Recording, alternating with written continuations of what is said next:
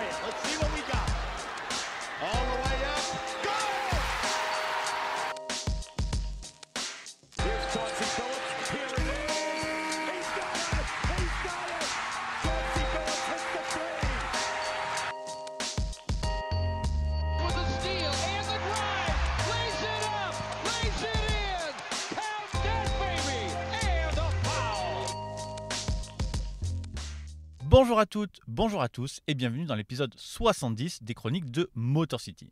Les Chroniques de Motor City, c'est votre podcast dédié à l'histoire et à la culture des trois Pistons. À chaque épisode, nous remontons le temps pour parler des moments et des personnages qui ont compté dans la vie de notre franchise préférée depuis sa création jusqu'à aujourd'hui. Épisode 70 donc des Chroniques, et les habitués du podcast, eh bien, ils savent ce que ça veut dire. Comme on l'avait fait pour l'épisode 60, on va profiter de ce chiffre rond pour faire toute une rétrospective de la décennie 70 des Pistons, de la saison 70-71 à la saison 79-80. Et j'avais tenté cette proposition de se faire une rétrospective de toute la décennie dans un seul épisode lors de l'épisode 60. Et en fait, à l'époque, je vous avais demandé de valider ou non le concept. Vous avez adhéré au truc, donc on s'était promis de faire la suite lors de l'épisode 70 et on continuera lors de l'épisode 80, 90 et voilà. Mais si vous n'avez pas écouté l'épisode en question, en fait, le principe, c'était de dérouler chronologiquement chacune des saisons de la décennie, d'en parler en quelques minutes, de comprendre à quoi ressemblaient les Pistons de cette époque-là et ce qui avait entraîné leur réussite ou leur échec.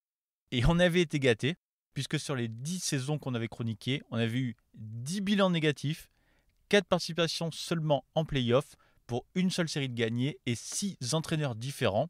Ce qui nous avait fait dire à l'époque que les années 60, c'était probablement l'une des pires décennies des Pistons, en tout cas au moins là où la franchise a fait à peu près n'importe quoi.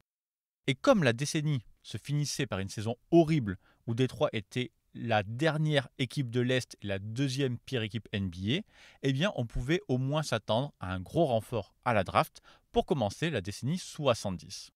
Et sans vous spoiler, oui, on va l'avoir ce gros renfort, mais c'est pas forcément pour ça que la franchise ira beaucoup mieux. En fait, grâce à ça, il y aura pas mal de hauts, mais il y aura encore beaucoup de bas. On part donc pour un épisode qui va être un peu dense, avec une grande rétrospective des années 70 des Detroit Pistons, de la saison 70-71 à la saison 79-80. Allez, c'est parti.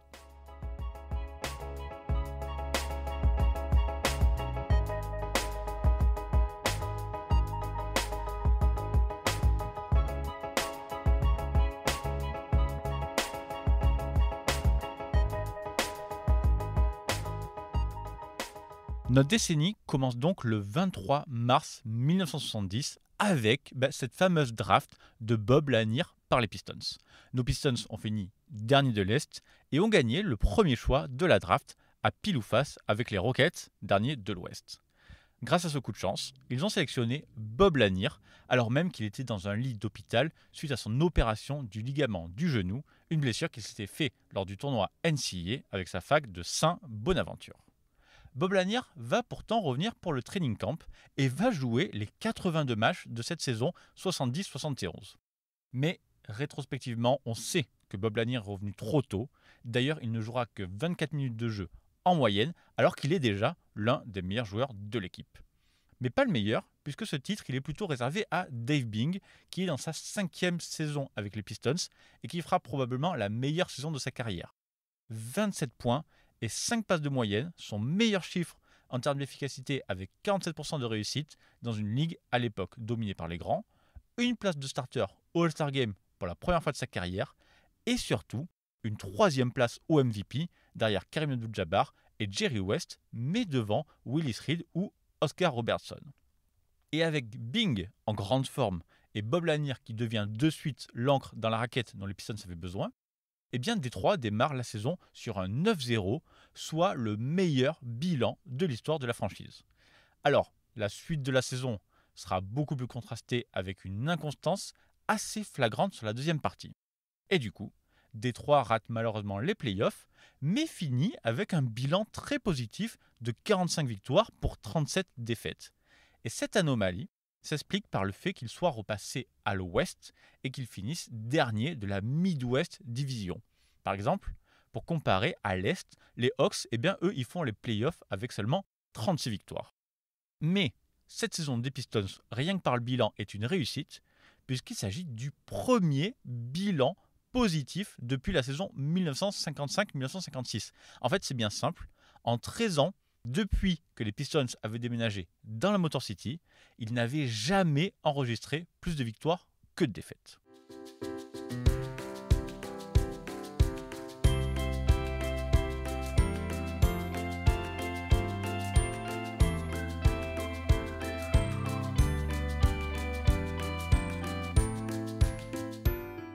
Bien, malheureusement, la bonne saison 70-71 ne va pas connaître de suite. Après 10 matchs et un bilan mitigé de 6 victoires pour 10 défaites, Butch Van Breda Kolff, le coach des Pistons, démissionne. Il semblerait, après avoir été régulièrement insulté par les fans et pas vraiment soutenu par sa direction. Van Breda Kolff, c'était un coach sanguin qui accumulait les fautes techniques et les expulsions et qui en fait contribuait à sa façon au mauvais climat dans la franchise. La direction des Pistons l'a donc remplacé par Terry Dischinger, qui est devenu joueur-coach le temps de 2 matchs et 2 défaites, avant que le poste ne soit confié à Earl Lloyd, connu pour avoir été le premier joueur à briser la barrière de la couleur en NBA, dont on a consacré évidemment une chronique de Motor City. Earl Lloyd était dans l'organisation des Pistons depuis 1960, d'abord comme scout, puis ensuite comme coach adjoint, et finalement, c'est assez naturel qu'il prenne ce poste, puisqu'en 1965 déjà, le GM des Pistons, Don Watrick, voulait l'embaucher comme head coach, ce qui aurait fait de lui le premier entraîneur afro-américain, avant même Bill Russell. En tout cas, comprenez que le décor est planté. Pour sa saison sophomore, Bob Lanier connaît déjà une saison à 3 coachs. Et pourtant, maintenant que son genou va mieux, Lanier explose et ajoute 10 points et 6 rebonds à sa moyenne de rookie. Il est évidemment All-Star, mais c'est pas encore suffisant pour aider l'équipe. Avec Dave Bing blessé, opéré de l'œil qui ne joue que 45 matchs, les Pistons s'écroulent avec une défense beaucoup moins imperméable qu'avec Van Breda Kolff. La franchise ne gagne que 26 matchs sur toute la saison, alors même qu'on les imaginait être de sérieux candidats aux playoffs. La greffe Earl Lloyd ne prend pas, avec seulement 20 victoires sur les 70 qu'il dispute comme head coach.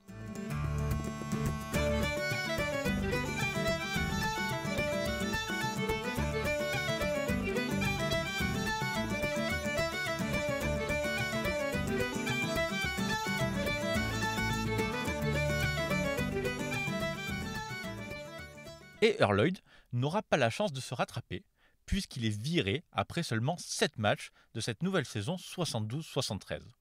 Pourtant, à l'intersaison, le front office l'avait soutenu en dégageant Howard Commies, qui avait ouvertement fait preuve de racisme, en disant que si Lloyd l'avait mis sur le banc, c'est parce qu'il souhaitait progressivement se débarrasser des joueurs blancs.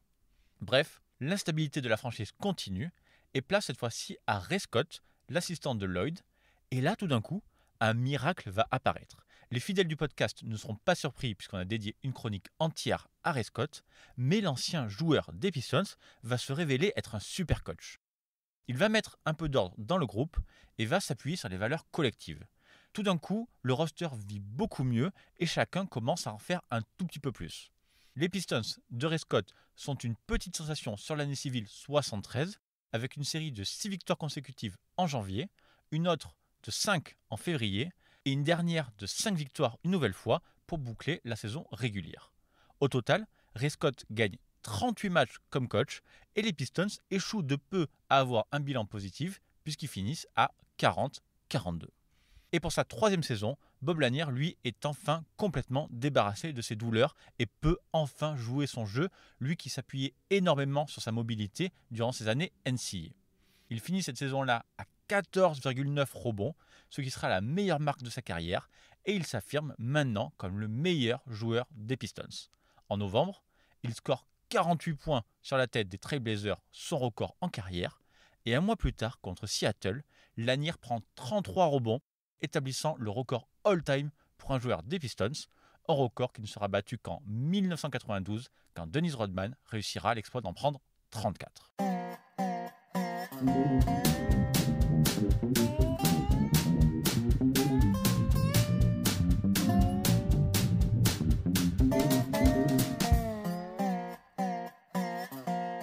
Et attention, on rentre maintenant dans une vraie anomalie. Pour la 4e saison de notre décennie en 73-74, toutes les planètes vont s'aligner pour les Pistons, qui vont tout simplement réaliser la meilleure saison régulière de leur histoire.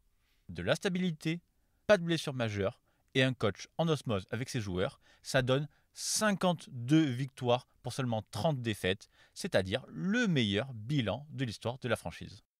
Et après 5 ans sans play-off, Détroit retrouve la post-saison et le grand artisan de ce succès, c'est bien sûr Ray Scott qui confirme après le 37-38 de la saison précédente. Ce succès va être salué par toute la NBA et Ray Scott sera élu cette saison-là Coach of the Year, une première pour un entraîneur afro-américain. Alors j'en dis pas plus dans ce podcast, puisqu'en fait on avait consacré tout un épisode sur Ray Scott, l'épisode 46 des chroniques de Motor City. Mais il faut savoir quand même que ces 52 victoires et donc les 63,4% de victoires qui vont avec, ce sera un record pour les Pistons qui tiendra jusqu'en 1987 quand il sera égalé par l'équipe des Bad Boys avant d'être finalement battu en 88 quand Isiah Thomas et ses potes ont remporté 54 matchs en saison régulière. Sauf qu'il faut savoir que ces Pistons de 1974, ils jouent toujours dans la Midwest Division, la division la plus compliquée de la NBA à l'époque, dans une conférence Ouest qui est bien au-dessus de l'Est. Ils ont le 4e meilleur bilan de la NBA, mais en fait, ils ne sont que 3e dans leur division, derrière les Bucks et les Bulls. Détroit doit donc jouer directement la 2e meilleure équipe de leur conférence, à savoir justement les Chicago Bulls. Et cette série, ça sera un peu un classique oublié et un prélude à la rivalité entre les Bulls et les Pistons dans les années 80. C'est une série qui est allée jusqu'au match 7 avec du suspense, puisque 5 matchs se sont finis par un écart de 5 points ou moins. À l'époque, chaque match était joué dans une ville différente et les deux franchises n'ont fait que se répondre.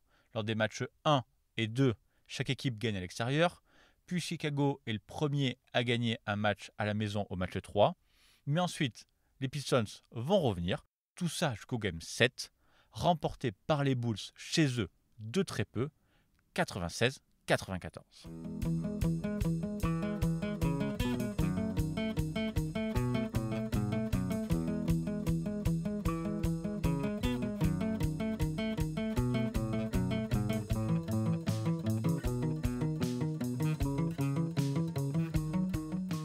Alors logiquement, après une saison comme celle-là, Détroit n'a plus qu'à se renforcer et continuer sa progression, d'autant que Bob Lanier entre dans son prime à 26 ans.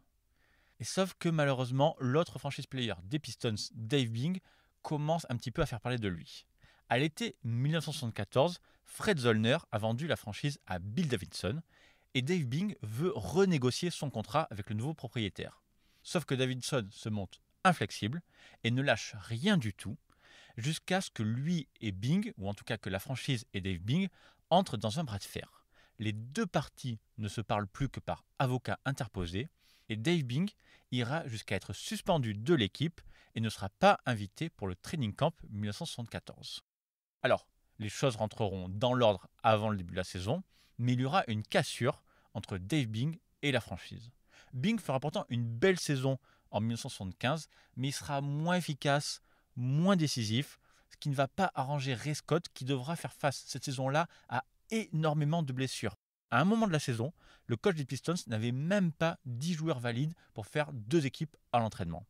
Et du coup, entre tous ces problèmes et malgré un Bob Lanier en grande forme, les Pistons ne gagnent que 40 matchs cette année-là et s'inclinent 2-1 au premier tour des playoffs contre les Supersonics. Mais pour terminer au moins sur une bonne note, sachez que Bob Lanier est consacré comme le joueur le plus complet des deux côtés du terrain dans un article de Sport Illustrated où des statisticiens de l'époque ont compilé tous les chiffres des meilleurs joueurs de la ligue pour essayer d'avoir une sorte de protostat all-in-one comme il en existe des tonnes aujourd'hui. Et le premier joueur de ces stats, c'était notre Bob Lanier.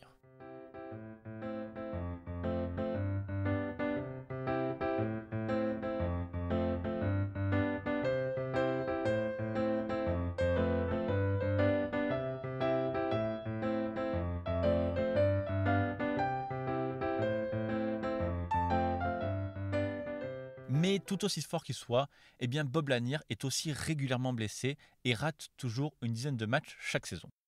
En 1975, il avait notamment une tendinite au genou gauche qui devait être drainée après chaque match. Et sans surprise, eh bien, cette saison 75-76, elle sera nettement moins bonne pour lui. Ça sera sa moins bonne année au point et au rebond depuis son année rookie où il ne jouait que 24 minutes. Et Lanier se retrouve aussi orphelin cette saison de Dave Bing, tradé pendant l'été aux Washington Bullets contre Kevin Porter.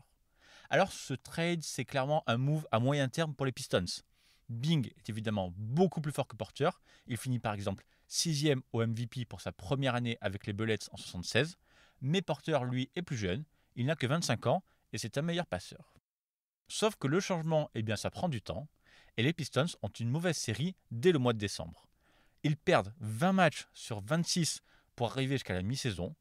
Un moment où les nouveaux propriétaires décident que ça y est, ça suffit. Et choisissent de virer Ray Scott, l'homme qui leur avait offert 2 ans avant le meilleur bilan de l'histoire de la franchise. Et le pire, ce sera la manière dont ils l'ont fait, puisque la direction des Pistons fera irruption pendant un entraînement de l'équipe en janvier 1976 pour notifier Ray Scott de son licenciement devant ses joueurs. L'intérim sera assuré par son assistant Earl Brown, frère de Larry Brown, futur coach de la franchise en 2004, Earl Brown qui deviendra le 10e coach des Pistons en seulement 14 saisons. Les Pistons soulignent une nouvelle fois à quel point ils sont une franchise mal gérée et évidemment, Earl Brown ne fera pas de miracle. Il perd plus de matchs qu'il n'en gagne et Détroit ne gagne que 36 matchs cette saison-là. Mais heureusement, la faillite cette fois-ci des autres équipes de la division leur offre une qualification en play-off complètement inespérée. Et au premier tour, les Pistons rencontrent les Bucks qui ont fini devant eux, mais eux aussi avec un bilan négatif. La série sera vraiment très moyenne et Détroit s'impose 2-1 après avoir perdu le premier match. En fait, étrangement, c'est une des moins bonnes équipes des Pistons de la décennie qui est la seule à passer un tour de play-off. Mais assez logiquement, l'aventure s'arrête au tour suivant contre les Warriors de Rick Barry, tête de série numéro 1 à l'Ouest et vraiment d'un tout autre calibre. Détroit prendra quand même 2 matchs à cette équipe de Golden State, ce qui sera une nouvelle fois assez miraculeux compte tenu du trade de Bing à l'intersaison et du licenciement du coach Ray Scott. Dans cette série, évidemment, Bob Lanier est le seul à surnager, à la fois meilleur marqueur, contreur et rebondeur des Pistons.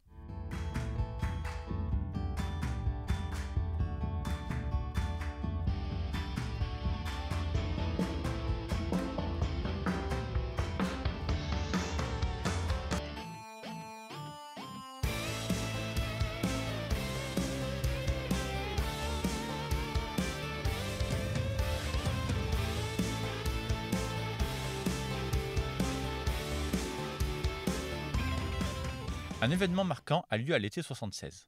La ABA, la ligue concurrente de la NBA, fusionne justement avec la NBA et dans l'opération, seules 2 équipes de l'ABA ne rejoignent pas la Grande Ligue, les Kentucky Colonels et les Spirits de Saint-Louis. Il faut donc organiser ce qu'on appelle une draft de dispersion pour envoyer les joueurs de ces 2 équipes vers des franchises NBA. Nos Pistons ont le 4e choix. Devant eux, les Bulls prennent Artis Gilmore, les Trailblazers Maurice Lucas et les Kings, à l'époque à Kansas City, choisissent Ron Boone. Il reste donc 2 joueurs qui se détachent assez largement des autres. Moses Malone, futur Hall of Famer, champion NBA, 3 fois MVP, 13 fois All-Star, 8 fois All-NBA, 6 fois meilleur rebondeur de la ligue. Et de l'autre côté, Marvin Barnes, surnommé Bad News en raison de sa capacité à s'attirer des problèmes. Et évidemment, les Pistons ne vont pas prendre Moses Malone et vont choisir Marvin Barnes. Et je vous renvoie tout de suite à la chronique de Motor City qui lui est dédiée. C'était à l'épisode 26. Mais pour faire simple, ce sera une catastrophe de bout en bout avec un joueur qui va sombrer dans la cocaïne et qui va finir en prison. Et les problèmes vont se voir de suite, puisque Barnes va passer de 24 points et 11 rebonds lors de sa dernière année ABA à 9 points et 5 rebonds lors de sa saison 1976-1977 avec les Pistons, en divisant son temps de jeu par 2. Barnes aurait pourtant pu faire un binôme incroyable avec Bob Lanier dans la raquette de Détroit, mais au lieu de ça, Lanier devra une nouvelle fois se débrouiller tout seul. D'ailleurs, il fait une saison extraordinaire avec 25,3 points, 11,6 rebonds, 2 blocs et 1,1 interception par match, ce qui lui offrira une belle 4e place au MVP, derrière Kareem Abdul-Jabbar, Bill Walton qui sera MVP l'année suivante et Pete Maravich qui était meilleur scoreur de la ligue cette saison-là. C'est déjà fort, mais si vous avez bien suivi, c'est même pas la meilleure saison de Bob Lanier en carrière, ce qui confirme encore une fois qu'il a été incroyable sur toute la décennie. Et du coup, porté par Lanier, eh bien les Pistons atteignent pour la 4e fois de suite les playoffs avec un bilan assez correct de 44 victoires pour 38 défaites.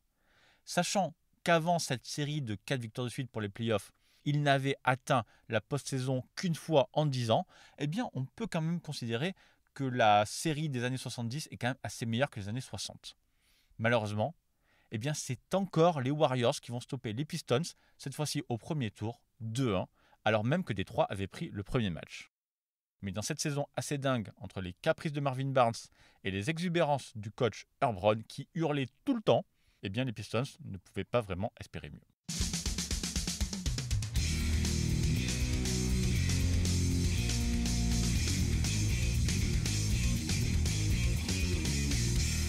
Et on arrive doucement sur la fin de notre décennie. Et en 77-78, eh bien ça commence vraiment à patiner pour Détroit. Je vous ai parlé des exubérances de Herb Brown à l'instant. Eh bien ça va mener à un clash avec certains joueurs, notamment avec Kevin Porter, censé être le remplaçant de Dave Bing, souvenez-vous. Les deux avaient déjà eu des problèmes pendant toute la saison 76-77, mais à l'été, tout le monde avait promis de se calmer. Porter avait promis d'écouter son coach, Brown avait admis avoir fait des erreurs, mais visiblement, la situation, eh bien, elle devait toujours être très tendue, puisque le front office échangera Porter après seulement 8 matchs, direction New Jersey, accompagné d'Howard Porter contre Al Skinner, ancien champion ABA, à l'époque où les Nets étaient à New York.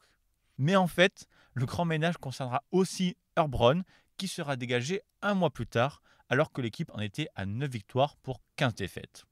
Et puis finalement, la franchise se sépara aussi de Marvin Barnes, qui avait passé l'été en prison pour violation de sa conditionnelle et qui avait été catastrophique sur la douzaine de matchs qu'il avait disputés avec Détroit depuis son retour. Opération grand nettoyage donc, avec Bob Kaufman, le GM, qui décide de prendre la tête de l'équipe comme coach pour un résultat, on va dire, moyen. Kaufman atteint l'équilibre avec 29 victoires pour 29 défaites, mais dans cette saison un peu étrange, les Pistons rateront les playoffs pour la première fois en 4 ans. Bob Lanier, lui, rate les 12 derniers matchs de la saison pour cause d'opération au genou, alors que Détroit était potentiellement encore dans la course aux playoffs.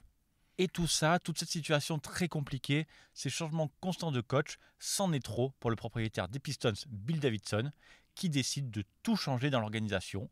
Il vire Kaufman à la fois de son poste de coach, mais aussi de GM, et se met à la recherche d'un nouvel homme fort pour gérer la franchise.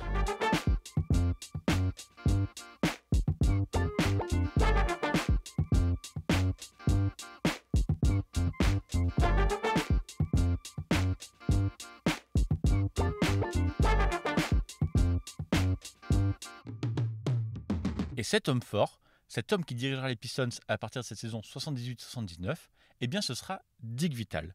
Là encore, je ne vais pas trop m'étendre aujourd'hui, puisque vous avez également tout un podcast dédié à la période Dick Vitale. C'était dans l'épisode 31 des Chroniques.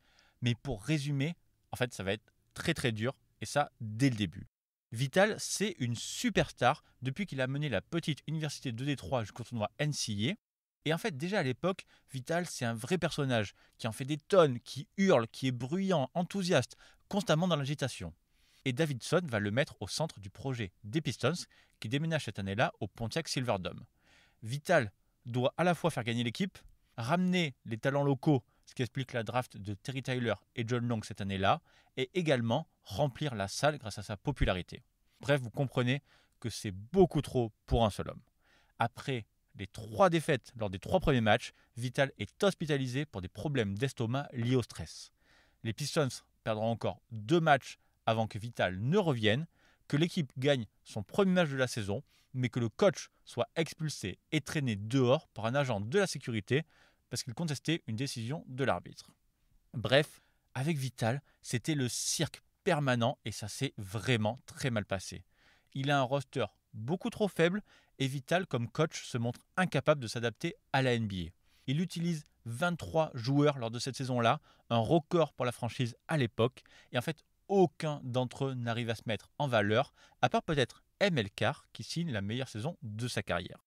Et ajoutez à ça le fait que Bob Lanier ne joue que 53 matchs, une nouvelle fois malheureusement pour cause de blessure, et vous ne serez pas surpris d'entendre que les Pistons n'ont gagné que 30 matchs et ont fini 20e sur 22. Finalement, Dick Vitale n'avait pas réussi à revitaliser la franchise, comme le disait le slogan.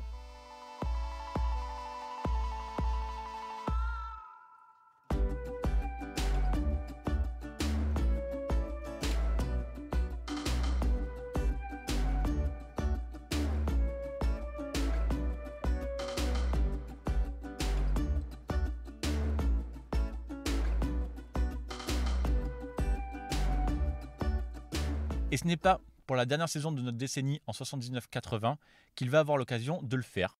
Puisqu'après seulement 12 matchs dans cette saison et seulement 4 victoires, eh bien Dick Vitale, censé être le nouvel homme fort de la franchise, est écarté. Mais preuve que les Pistons font vraiment n'importe quoi, quelques semaines avant, à la fin de l'été, le propriétaire de l'équipe avait cédé aux demandes de Vitale qui voulait absolument Bob McAdoo, l'ancien MVP, dans son équipe. Vitale avait vendu à son propriétaire que les choses seraient complètement différentes avec Bob McAdoo et les Pistons avaient envoyé 2 premiers choix de draft contre Bob McAdoo dans le cadre d'une compensation suite au recrutement de ML Carr par les Celtics ce même été.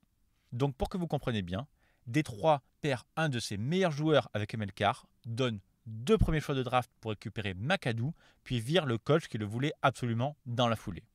Et bien sûr, McAdoo, qui n'avait aucune envie de venir à Détroit, a été complètement horrible. Et pendant ce temps-là, de l'autre côté, les Celtics ont utilisé ces choix de draft pour récupérer Kevin McHale et Robert Parrish. Bref, les Pistons sont perdants sur tous les points et l'équipe n'ira nulle part. 13 défaites consécutives en novembre, puis une semaine après à peine, ce sera cette fois-ci 14 défaites de suite, record de la franchise. Les Pistons ont abandonné la saison et finiront dernier de toute la NBA avec seulement 16 victoires. C'est quand même 8 victoires de moins que le deuxième pire bilan. Sauf que comme Dick Vitale avait dilapidé les choix de draft, Détroit ne pourra rien tirer de cette saison cauchemar. Et cette saison marque aussi la fin d'une ère, puisqu'après le renvoi de Dick Vitale, Bob Lanier comprend que la franchise n'ira nulle part, et à 31 ans, après 10 saisons dans la Motor City, il demande enfin son trade. Et cette transaction sera la première gérée par le nouveau GM, embauché en décembre, un homme nommé Jack McCloskey, dont on a déjà parlé dans ce podcast et dont on parlera énormément dans la future rétrospective des années 80. En tout cas, pour service rendu, on va dire, McCloskey enverra Bob Lanier dans une franchise compétitive et le 4 février 1980, Lanier sera tradé à Milwaukee contre Kent Benson, ancien numéro 1 de draft en échec. Après le départ de Lanier, c'est en quelque sorte toute la décennie 70 des Pistons qui s'achève.